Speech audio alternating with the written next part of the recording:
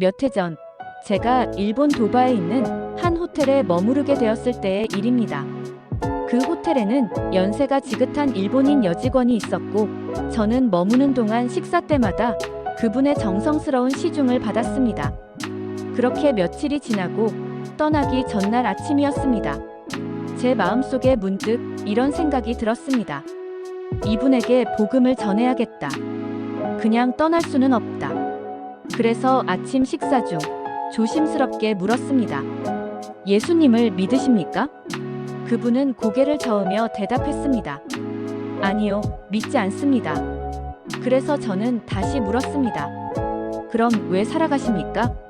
그러자 그분은 한숨을 내쉬며 말씀하셨습니다. 그냥 죽지 못해서 살고 있습니다.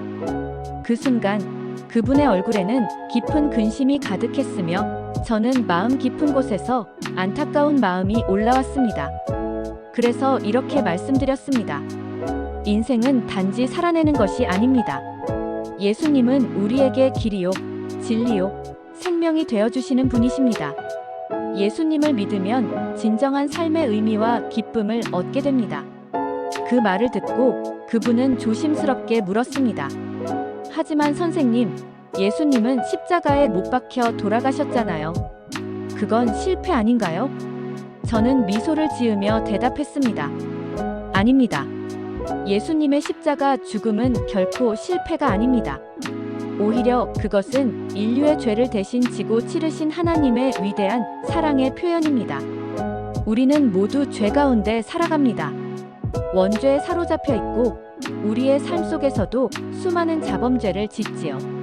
이 죄는 누군가 대신 값을 치러야만 해결될 수 있습니다. 하나님의 아들 예수 그리스도께서 이 땅에 오셔서 우리의 죄를 짊어지시고 십자가에서 죽으심으로 우리의 모든 죄가 깨끗이 씻겨졌습니다. 그분은 잠시 생각에 잠기더니 말했습니다. 그런데 이곳에는 교회도 없고 우리는 주일에도 일을 해야 해서 예배에 나갈 수가 없습니다. 그래서 저는 다시 말씀드렸습니다. 하나님은 교회 건물 안에서만 만날 수 있는 분이 아닙니다. 성경은 말합니다. 예수님이 하나님의 아들이심을 마음으로 믿고 입으로 시인하면 구원을 얻는다고요. 지금 이 자리에서라도 예수님을 믿고 기도하십시오. 그러면 하나님께서 교회에 나갈 수 있는 길도 열어주실 것입니다. 그렇게 아침 시간이 지나고 저는 호텔을 떠났습니다. 사실 처음엔 과연 이분에게 전해도 변화가 있을까? 하는 의심도 있었습니다. 그냥 의무감의 한 말 같기도 했습니다. 그러나 하나님은 그 작은 순종을 놀라운 일로 바꾸어 주셨습니다. 그날 저녁 놀라운 소식을 들었습니다. 아침에 복음을 들은 그 여직원이 자신이 일하는 호텔 각층의 동료들에게 복음을 전했고 그 결과 많은 이들이 예수님을 믿게 된 것입니다. 저는 그때 깊이 깨달았습니다.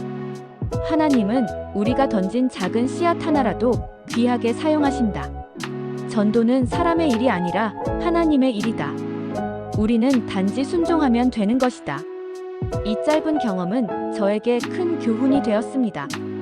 우리가 보기에는 아무 소망도 없고 변화도 없을 것 같은 사람일지라도 복음을 전할 때 성령께서 역사하십니다. 중요한 것은 내가 복음을 전했는가입니다. 사랑하는 여러분, 오늘 여러분의 삶 속에서도 하나님께서 누군가에게 다가가시기를 원하십니다.